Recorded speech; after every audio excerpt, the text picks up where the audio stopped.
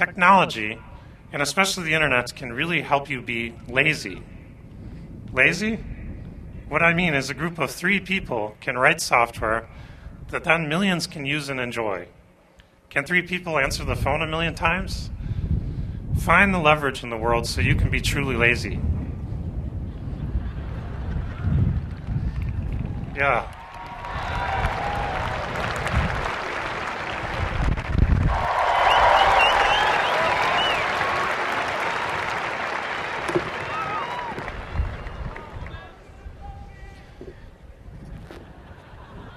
Class of 2009. I don't think I heard you. Class of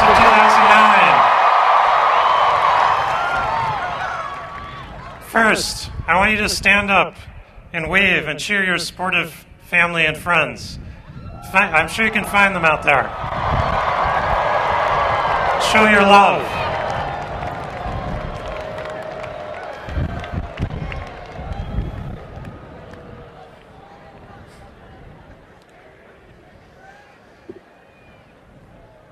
It's a great honor for me to be here today.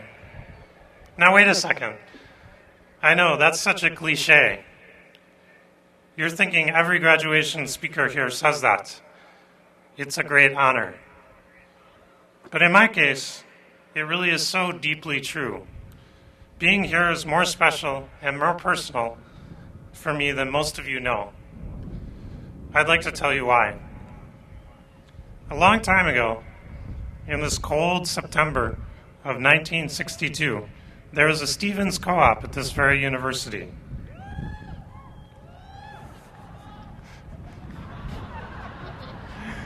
That co-op had a kitchen with a ceiling that had been cleaned by student volunteers probably every decade or so. Picture a college girl named Gloria climbing up high on a ladder, struggling to clean that filthy ceiling. Standing on the floor, a young boarder named Carl was admiring the view. And that's how they met. They were my parents.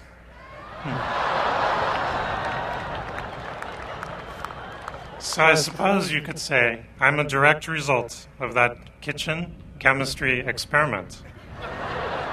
Right here in Michigan. My mom is here with us today, and we should probably go find that spot and put up a plaque on the ceiling that says, "Thanks, Mom and Dad." Everyone in my family went here to Michigan. My brother, my mom, my dad, all of us. My dad actually got the quantity discount. He got all 3.5 of his degrees here. His PhD was in communication science, because they thought computers were just a passing fad when he earned it 44 years ago. He and Mom made a big sacrifice for that degree. They argued at times over pennies while raising my newborn brother. Mom typed my dad's dissertation by hand. Kind of ironic given it was a computer science dissertation.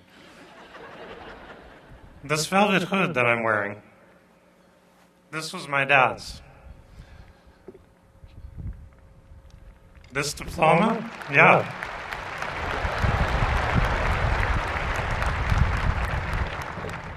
This diploma that I have here, just like the one you're about to get, this was my dad's.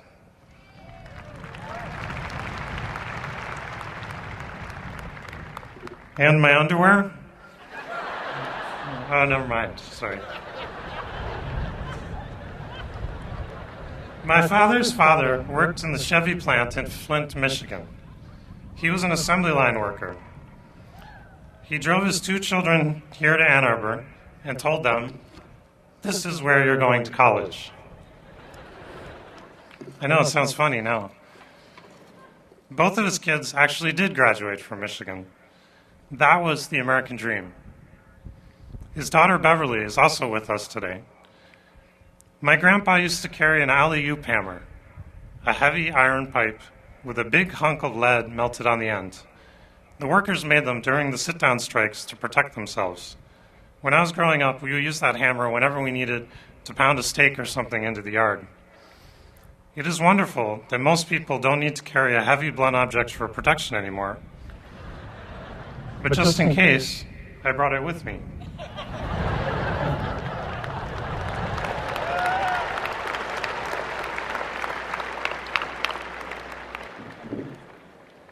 All right. My dad became a professor at Michigan State.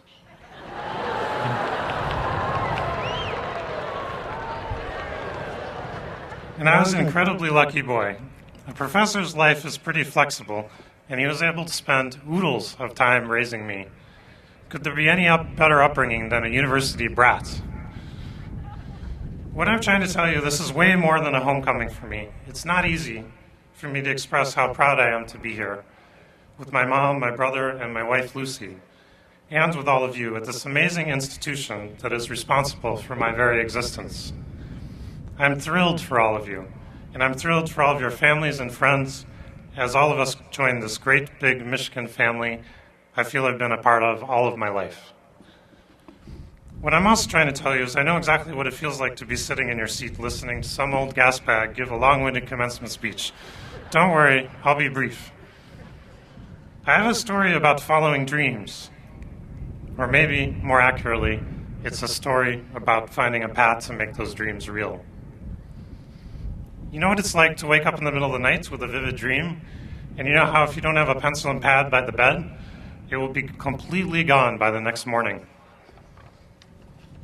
I had one of those dreams when I was 23.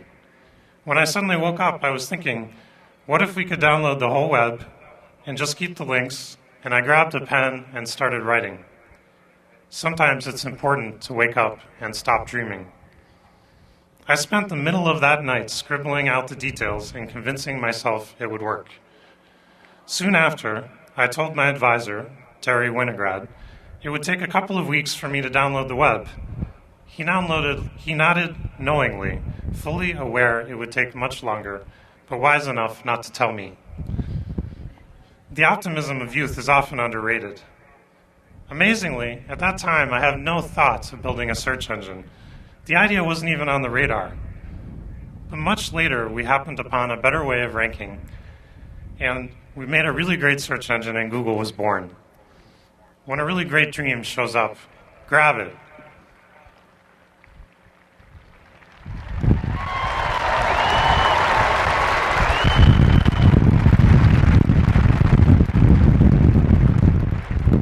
When I was here at Michigan, I'd actually been taught how to make dreams real.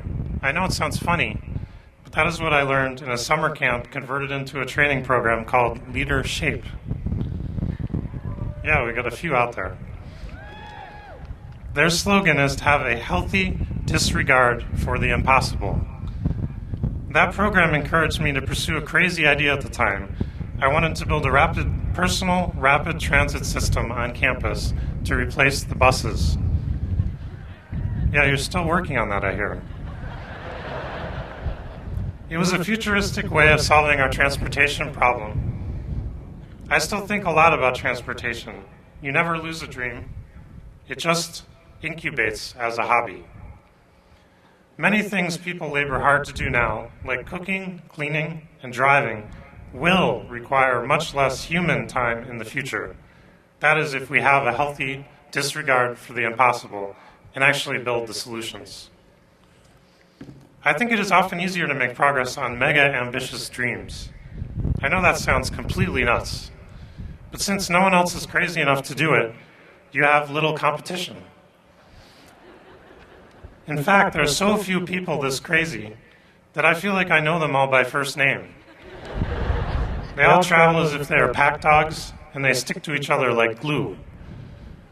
The best people want to work on the big challenges.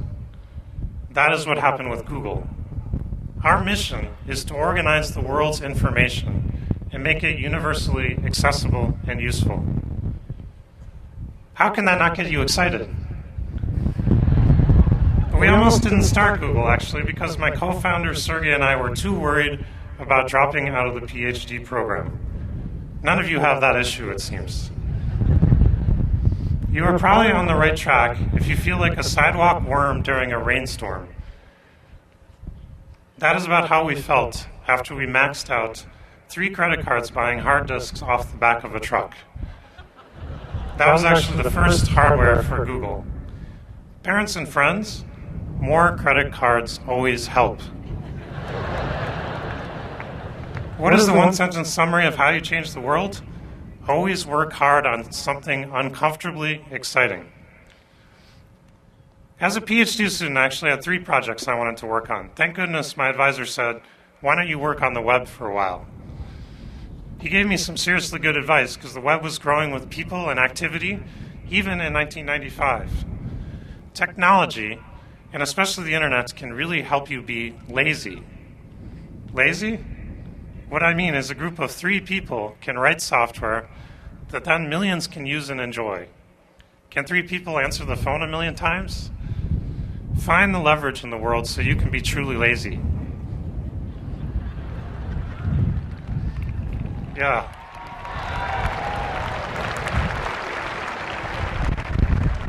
Overall, I know it seems like the world is crumbling out there. It's actually a great time in your life to get a little crazy, follow your curiosity, and be ambitious about it. Don't give up on your dream. The world needs you all. So here's my final story.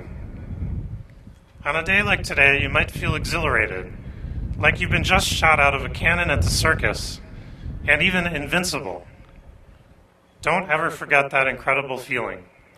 But also, always remember that the moments we have with friends and family, the chances we have to do things that might make a big difference in the world, or even to make a small difference to the ones we love, all those wonderful chances that life gives us, life also takes away.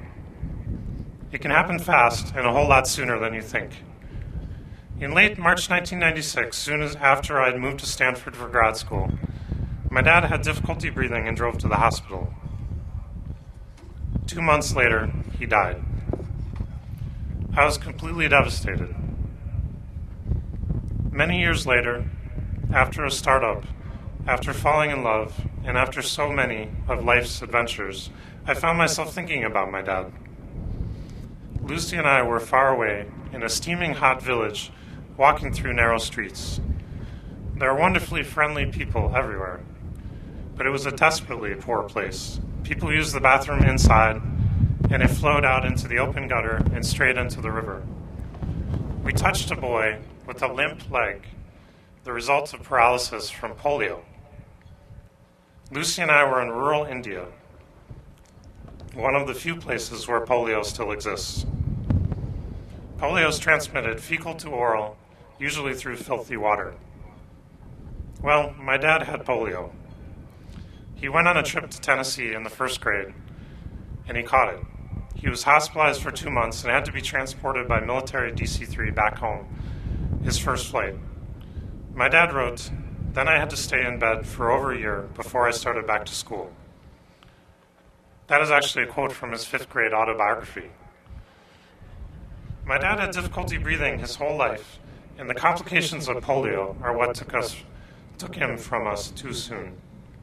He would have been very upset that polio still persists even though we have a vaccine. He would have been equally upset that back in India we had polio virus on our shoes from walking through the contaminated gutters that spread the disease. We were spreading the virus with our every footstep, right under the beautiful kids playing everywhere. The world's on the verge of eliminating polio. There's 328 people infected so far. Let's get it eradicated soon. Perhaps one of you will do that.